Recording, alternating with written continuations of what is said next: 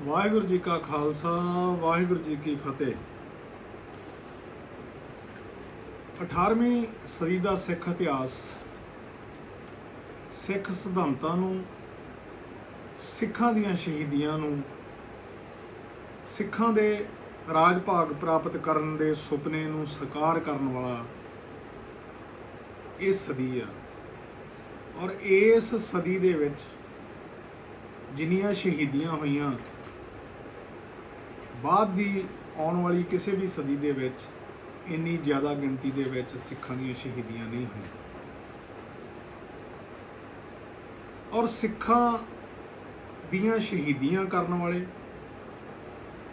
ਜਿਹੜੇ ਉਸ ਸਮੇਂ ਸਰਕਾਰ ਦੇ ਭਾਗੀਦਾਰ ਸੀ, ਅਗਰ ਉਹਨਾਂ ਬਾਰੇ ਆਪਾਂ ਨਹੀਂ ਜਾਣਦੇ ਤਾਂ ਸਿੱਖ ਇਤਿਹਾਸ ਨੂੰ ਸਮਝਣਾ ਬੜਾ ਮੁਸ਼ਕਲ ਕੰਮ ਹੈ। ਲਾਹੌਰ ਦਾ ਸਭ ਤੋਂ ਜਾਬਰ, ਸਭ ਤੋਂ ਜ਼ੁਲਮ ਕਰਨ ਵਾਲਾ ਸੂਬੇਦਾਰ ਜ਼ਕਰੀਆ ਖਾਨ, ਜਿਹਦਾ ਨਾਂ ਹਰ ਸਿੱਖ ਜ਼ੁਬਾਨ ਦੇ ਉੱਤੇ ਅੱਜ ਵੀ ਚੜ੍ਹਿਆ ਹੋਇਆ ਹੈ, ਜਿਹਦੇ ਸਮੇਂ ਦੇ ਵਿੱਚ ਸਿੱਖਾਂ ਦੇ ਉੱਤੇ ਬਹੁਤ ਜ਼ਿਆਦਾ ਜ਼ੁਲਮ ਕੀਤੇ ਗਏ ਔਰ ਫਰਮਾਨ ਜਾਰੀ ਕੀਤੇ ਗਏ ਕਿ ਸਿੱਖਾਂ ਦਾ ਖੁਰਾ ਖੋਜ ਮਿਟਾ ਦਿੱਤਾ ਜਾਵੇ। ਇੱਥੋਂ ਤੱਕ ਇਹ ਕਿਹਾ ਗਿਆ ਕਿ ਜਦੋਂ ਇਹ ਗੁੜ ਵੀ ਕਹਿੰਦੇ ਹਨ ਤਾਂ ਉਹਦੇ ਵਿੱਚੋਂ ਗੁੜ ਦੀ ਆਵਾਜ਼ ਆਉਂਦੀ ਹੈ, ਇਸ ਕਰਕੇ ਕਿਸੇ ਨੇ ਗੁੜ ਨੂੰ ਗੁੜ ਨਹੀਂ ਕਹਿਣਾ, ਸਗੋਂ ਭੇਲੀ ਕਿਹਾ ਜਾਣ ਲੱਗ ਪਿਆ। ਇਹ ਲਾਹੌਰ ਦਾ ਸੂਬੇਦਾਰ ਆਪਣੇ ਪਿਤਾ ਅਬਦੁਲ ਸਮਦ ਖਾਨ ਤੋਂ ਬਾਅਦ, ਜਿਹੜਾ ਕਿ 1713 ਤੋਂ ਲੈ ਕੇ 1726 ਤੱਕ ਲਾਹੌਰ ਦਾ ਗਵਰਨਰ ਰਿਹਾ, ਉਸ ਤੋਂ ਬਾਅਦ ਇਹ ਜ਼ਕਰੀਆ ਖਾਨ 1726 ਤੋਂ ਲੈ ਕੇ 1745 ਈਸਵੀ ਤੱਕ ਲਾਹੌਰ ਦਾ ਗਵਰਨਰ ਰਿਹਾ। ਇਸ ਤੋਂ ਪਹਿਲਾਂ 1713 ਤੋਂ ਲੈ ਕੇ 1720 ਈਸਵੀ ਤੱਕ ਇਹ ਜੰਮੂ ਕਸ਼ਮੀਰ ਦਾ ਗਵਰਨਰ ਵੀ ਰਿਹਾ। ਆਪਣੇ ਗੱਦੀ ਤੇ ਬੈਠਦਿਆਂ ਹੀ, ਆਪਣਾ ਅਹੁਦਾ ਸੰਭਾਲਦਿਆਂ ਹੀ, ਜਿਹਨੂੰ ਕਿ ਸੂਬੇਦਾਰ ਲਾਹੌਰ ਦਾ ਅਹੁਦਾ ਕਹਿੰਦੇ ਸੀ ਜਾਂ ਵਾਇਸਰਾਏ ਕਹਿ ਲਓ, ਗਵਰਨਰ ਕਹਿ ਲਓ, ਮਤਲਬ ਪੂਰੇ ਸੂਬੇ ਦਾ ਇਹ ਮਾਲਕ ਸੀ, ਪੂਰੇ ਸੂਬੇ ਦੇ ਵਿੱਚ ਇਹਦਾ ਹੁਕਮ ਚੱਲਦਾ ਸੀ। ਦਿੱਲੀ ਦੇ ਤਖਤ ਉੱਤੇ ਮੁਹੰਮਦ ਸ਼ਾਹ ਬਾਦਸ਼ਾਹ 1719 ਤੋਂ ਲੈ ਕੇ ਇਸ ਪੂਰੇ ਸਮੇਂ ਦੇ ਵਿੱਚ 1748 ਤੱਕ ਉਹ ਕਾਬਜ਼ ਰਹਿੰਦਾ। ਔਰ ਇਸੇ ਸਮੇਂ ਦੌਰਾਨ ਅਹਿਮਦ ਸ਼ਾਹ ਅਬਦਾਲੀ ਦੇ ਪੰਜਾਬ ਦੇ ਉੱਤੇ ਹਮਲੇ ਵੀ ਸ਼ੁਰੂ ਹੋ ਜਾਂਦੇ ਆ, ਜਿਹੜੇ ਕਿ ਵੱਧਦੇ ਹਿੰਦੁਸਤਾਨ ਤੱਕ ਪੂਰੇ ਦਿੱਲੀ ਨੂੰ ਕਵਰ ਕਰ ਲੈਂਦੇ ਆ। ਇਹ ਜ਼ਕਰੀਆ ਖਾਨ ਆਪਣੇ ਪਿਤਾ ਦੀਆਂ ਚਲਾਈਆਂ ਹੋਈਆਂ ਸਿੱਖਾਂ ਪ੍ਰਤੀ ਬਹੁਤ ਸਖਤ ਪਾਲਿਸੀਆਂ ਤੋਂ ਹੋਰ ਵੀ ਪਰੇਸ਼ਾਨ ਕਰਨ ਲੱਗ ਪਿਆ। ਉਸ ਸਮੇਂ 3 ਕਿਸਮ ਦੇ ਸਿੱਖ ਪੰਜਾਬ ਦੇ ਵਿੱਚ ਵਿਚਰ ਰਹੇ ਸਨ। ਇੱਕ ਉਹ ਜਿਹੜੇ ਕਿ ਸਰਕਾਰੀ ਮੁਲਾਜ਼ਮਤ ਕਰਦੇ ਸਨ, ਉਸ ਸਮੇਂ ਦੀ ਹਕੂਮਤ ਦੇ ਮੁਲਾਜ਼ਮ ਹੁੰਦੇ ਸਨ। ਦੂਸਰੇ ਸਧਾਰਨ ਸਿੱਖ ਜਿਹੜੇ ਕਿ ਖੇਤੀਬਾੜੀ ਦਾ ਜਾਂ ਵਪਾਰ ਦਾ ਕੰਮ ਕਰਕੇ ਆਪਣੇ ਪਰਿਵਾਰਾਂ ਨੂੰ ਪਾਲਦੇ ਸੀ। ਤੇ ਤੀਸਰੇ ਉਹ ਸਿੱਖ ਜਿਹੜੇ ਕਿ ਖਾੜਕੂ ਸਫਾਂ ਦੇ ਵਿੱਚ ਸ਼ਾਸਤਰਾਂ ਦੇ ਨਾਲ ਹਕੂਮਤ ਨੂੰ ਵਕਤ ਪਾਈ ਰੱਖਦੇ ਸਨ। ਜਦੋਂ ਵੀ ਕੋਈ ਬਾਹਰਲਾ ਧਾੜਵੀ ਆਉਂਦਾ ਜਾਂ ਹਕੂਮਤ ਦੇ ਨਾਲ ਟੱਕਰ ਹੁੰਦੀ ਤਾਂ ਇਹ ਛੋਟੀਆਂ ਟੋਲੀਆਂ ਦੇ ਵਿੱਚ ਉਹਨਾਂ ਦਾ ਮੁਕਾਬਲਾ ਕਰਕੇ ਜਿੱਤਾਂ ਪ੍ਰਾਪਤ ਕਰਦੇ, ਲੁੱਟ ਖੋਹ ਦਾ ਮਾਲ ਆਪਣੇ ਕੋਲ ਰੱਖਦੇ। ਉਸ ਸਮੇਂ ਆਵਾਜਾਈ ਦੇ ਸਾਧਨ, ਸਭ ਤੋਂ ਜ਼ਿਆਦਾ ਜੋ ਸਾਧਨ ਸੀ ਉਹ ਘੋੜਿਆਂ ਦੀ ਸਵਾਰੀ ਸੀ। ਔਰ ਘੋੜਿਆਂ ਦੀ ਮੰਡੀ ਲਾਹੌਰ ਦੇ ਨਖਾਸ ਚੌਂਕ ਦੇ ਵਿੱਚ ਲੱਗਦੀ ਸੀ, ਜਿੱਥੇ ਘੋੜਿਆਂ ਦਾ ਵਪਾਰ ਹੁੰਦਾ ਸੀ। ਘੋੜਿਆਂ ਦੀ ਸਾਜੋ ਸਮਾਨ ਮਿਲਦਾ ਸੀ। ਔਰ ਇਹ ਜਿਹੜਾ ਚੌਂਕ ਸੀ ਨਖਾਸ ਚੌਂਕ, ਇਹ ਬੜਾ ਲਾਹੌਰ ਦਾ ਭੀੜ ਭਾੜ ਵਾਲਾ ਇਲਾਕਾ ਸੀ। ਜ਼ਕਰੀਆ ਖਾਨ ਨੇ ਇੱਕ ਆਪਣੀ ਗਸ਼ਤੀ ਫੌਜ ਕਾਇਮ ਕੀਤੀ, ਜਿਹਦੇ ਵਿੱਚ 20,000 ਸਿਪਾਹੀ ਭਰਤੀ ਕੀਤੇ ਗਏ। ਔਰ ਉਸ 20,000 ਨੂੰ ਅੱਗੇ ਇਹੋ ਜਿਹਾ ਸਿਸਟਮ ਬਣਾਇਆ ਗਿਆ ਕਿ ਪਿੰਡਾਂ ਦੇ ਵਿੱਚੋਂ ਇਨਫੋਰਮਰ ਲੱਭਣੇ, ਜਿਹੜੇ ਕਿ ਇਸ ਗਸ਼ਤੀ ਫੌਜ ਨੂੰ ਸੂਹ ਦੇਵਣ ਕਿ ਕਿਹੜਾ ਸਿੱਖ ਕਿੱਥੇ ਰਹਿ ਰਿਹਾ ਤੇ ਉਹਨੂੰ ਕਿਸ ਤਰ੍ਹਾਂ ਗ੍ਰਿਫਤਾਰ ਕੀਤਾ ਜਾ ਸਕਦਾ, ਤੇ ਉਹਦੇ ਅਗਰ ਉਹਨੂੰ ਕਤਲ ਕਰ ਦਿੱਤਾ ਜਾਵੇ ਤਾਂ ਉਹਦੇ ਸਿਰ ਦਾ ਮੁੱਲ 50 ਰੁਪਏ, ਇਨਫੋਰਮ ਕਰਨ ਵਾਲੇ ਨੂੰ 10 ਰੁਪਏ ਜਾਂ ਕੰਬਲ ਇਨਾਮ ਵਜੋਂ ਦਿੱਤਾ ਜਾਂਦਾ ਸੀ। ਨਖਾਸ ਚੌਂਕ ਲਾਹੌਰ ਦੇ ਵਿੱਚ ਹਜ਼ਾਰਾਂ ਹੀ ਸਿੱਖ ਕਤਲ ਕਰ ਦਿੱਤੇ ਗਏ। ਰੋਜ਼ ਜਿੱਥੇ ਘੋੜਿਆਂ ਦੀ ਮੰਡੀ ਲੱਗਦੀ ਸੀ, ਉੱਥੇ ਸਿੱਖਾਂ ਦੇ ਸਿਰਾਂ ਦੇ 20 ਮੁੱਲ ਪੈਂਦੇ ਸੀ। ਇਹ ਸਾਰਾ ਸਮਾਂ ਜ਼ਕਰੀਆ ਖਾਨ ਜੋ ਉਸ ਵੇਲੇ ਦਾ ਗਵਰਨਰ ਸੀ, ਉਹਦੇ ਰਾਜ ਵਿੱਚ ਵਾਪਰਿਆ।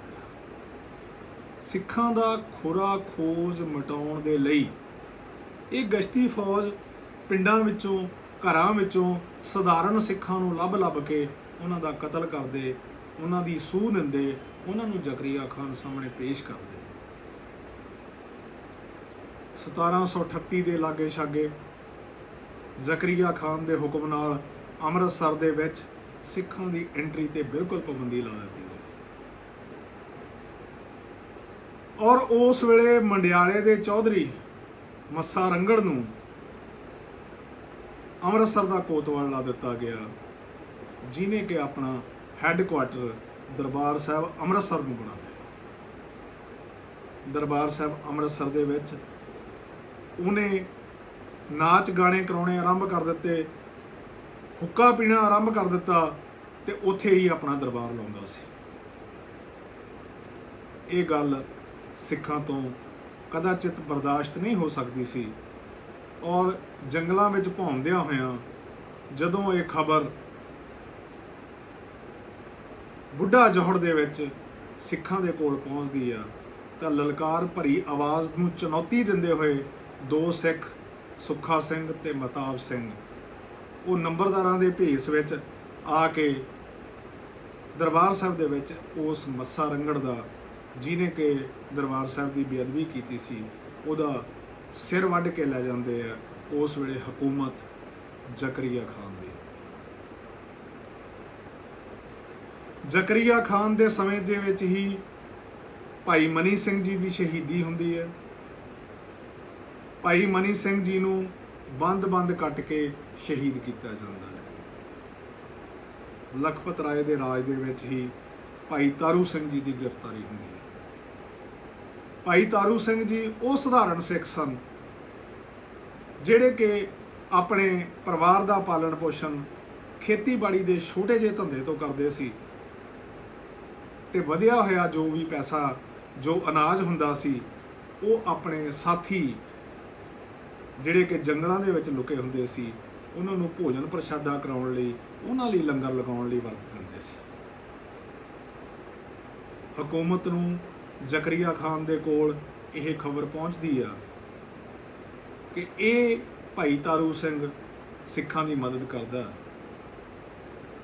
ਤਾਂ ਉਸ ਨੂੰ ਅਖੀਰ ਦੇ ਉੱਤੇ ਉਹਨਾਂ ਦੇ ਕੇਸ ਕਤਲ ਕਰਨ ਦੀ ਯੋਜਨਾ ਬਣਾ ਕੇ ਉਹਨਾਂ ਦੀ ਖੋਪੜੀ ਲਾ ਦਿੱਤੀ ਜਾਂਦੀ ਆ।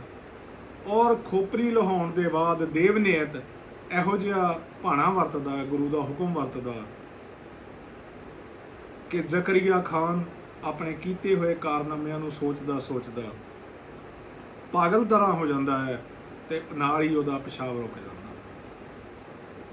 ਅਖੀਰ ਤੇ ਉਹਦੇ ਕੋਲ ਕੋਈ ਚਾਰਾ ਨਹੀਂ ਰਹਿੰਦਾ, ਸਿੱਖ ਪੰਥ ਤੋਂ ਮੁਆਫੀ ਮੰਗਦਾ। ਸ਼ਬੇਗ ਸਿੰਘ, ਜੋ ਉਸ ਸਮੇਂ ਸਿੱਖ ਕੌਮ ਦੇ ਵਿੱਚ ਬਹੁਤ ਸਤਿਕਾਰੇ ਜਾਂਦੇ ਸਨ, ਪਰ ਉਹ ਲਾਹੌਰ ਦੇ ਦਰੋਗਾ ਸਨ, ਸਰਕਾਰੀ ਮੁਲਾਜ਼ਮਤ ਵਿੱਚ ਸਨ, ਉਹਨਾਂ ਨੂੰ ਦੂਤ ਬਣਾ ਕੇ ਭੇਜਿਆ ਜਾਂਦਾ। ਖਾਲਸੇ ਪੰਥ ਵੱਲੋਂ ਹੁਕਮ ਹੁੰਦਾ ਕਿ ਤਾਰੂ ਸਿੰਘ ਦੀ ਜੁੱਤੀ ਜਿੰਨਾ ਚਿਰ ਇਹ ਆਪਣੇ ਸਿਰ ਦੇ ਵਿੱਚ ਜ਼ਕਰੀਆ ਖਾਨ ਮਾਰਦਾ ਰਹੇਗਾ ਉਹਨਾਂ ਚਿਰ ਉਹਨੂੰ ਪਿਸ਼ਾਬ ਆਉਂਦਾ ਰਹੇਗਾ, ਔਰ ਅਖੀਰ ਉਹਦੀ ਜਿਹੜੀ ਮੌਤ ਆ ਉਹ ਤਾਰੂ ਸਿੰਘ ਦੀ ਮੌਤ ਤੋਂ ਪਹਿਲਾਂ ਹੋ ਜਾਵੇਗੀ। ਇਸੇ ਜ਼ਕਰੀਆ ਖਾਨ ਦੇ ਸਮੇਂ ਦੇ ਵਿੱਚ ਹੀ ਜਦੋਂ ਇਹਨੇ ਇਹ ਦਾਅਵਾ ਕੀਤਾ ਕਿ ਮੈਂ ਸਿੱਖਾਂ ਦਾ ਖੁਰਾ ਖੋਜ ਮਿਟਾ ਦਿੱਤਾ ਹੈ, ਤਾਂ ਦੋ ਸਿੱਖ ਭਾਈ ਗਰਜਾ ਸਿੰਘ ਤੇ ਭਾਈ ਬੋਤਾ ਸਿੰਘ ਇਹ ਨਾਕਾ ਲਾ ਕੇ ਖੋਤੇ ਤੋਂ ਤੇ ਗੱਡਿਆਂ ਤੋਂ ਟੈਕਸ ਅਗਰਾਉਣ ਲੱਗ ਪੈਂਦੇ ਆ, ਸੁਨੇਹਾ ਭੇਜ ਦਿੰਦੇ ਆ, ਜਿਹਨੂੰ ਕਿ ਖਾਨੂ ਭਾਬੀ ਵੀ ਸਿੱਖ ਕਹਿੰਦੇ ਸੀ ਜ਼ਕਰੀਆ ਖਾਨ ਨੂੰ, ਜਾਂ ਸ਼ਾਰਟ ਨੇਮ ਖਾਨੂ ਕਰਕੇ ਜਾਣਦੇ ਸੀ ਕਿ ਖਾਨੂ ਭਾਬੀ ਨੂੰ ਆਖ ਦਿਓ ਕਿ ਅਸੀਂ ਟੈਕਸ ਅਗਰਾਉਣਾ ਸ਼ੁਰੂ ਕਰ ਦਿੱਤਾ, ਖਾਲਸੇ ਦਾ ਰਾਜ ਆ ਗਿਆ। ਦੋ ਸਿੰਘਾਂ ਨੂੰ ਫੜਨ ਦੇ ਲਈ 100 ਫੌਜੀਆਂ ਦੀ ਮੁਹਿੰਮ ਭੇਜੀ ਜਾਂਦੀ ਆ, ਔਰ 100 ਨੂੰ ਮਾਰਦੇ ਹੋਏ ਇਹ ਸ਼ਹੀਦ ਹੁੰਦੇ ਆ, ਔਰ ਹੋਰ ਵੀ ਹਜ਼ਾਰਾਂ ਜ਼ੁਲਮ ਇਸ ਜ਼ਕਰੀਆ ਖਾਨ ਦੇ ਸਮੇਂ ਦੇ ਵਿੱਚ ਹੋਏ ਆ। ਤੇ ਅਖੀਰ ਤੇ ਇਹ ਜ਼ਕਰੀਆ ਖਾਨ ਇਹ ਲਾਹੌਰ ਦਾ ਜ਼ਾਲਮ ਗਵਰਨਰ ਜਿਹੜਾ ਕਿ ਮੁਗਲ ਸਾਮਰਾਜ ਦੇ ਅਧੀਨ ਕੰਮ ਕਰਦਾ ਸੀ, ਇਹ ਖਾਲਸਾ ਪੰਥ ਦੇ ਭਾਈ ਤਾਰੂ ਸਿੰਘ ਦੀਆਂ ਜੁੱਤੀਆਂ ਖਾਂਦਾ ਖਾਂਦਾ ਇਸ ਫਾਨੀ ਜਹਾਨ ਤੋਂ ਕੂਚ ਕਰ ਗਿਆ। ਵਾਹਿਗੁਰੂ ਜੀ ਕਾ ਖਾਲਸਾ, ਵਾਹਿਗੁਰੂ ਜੀ ਕੀ ਫਤਿਹ।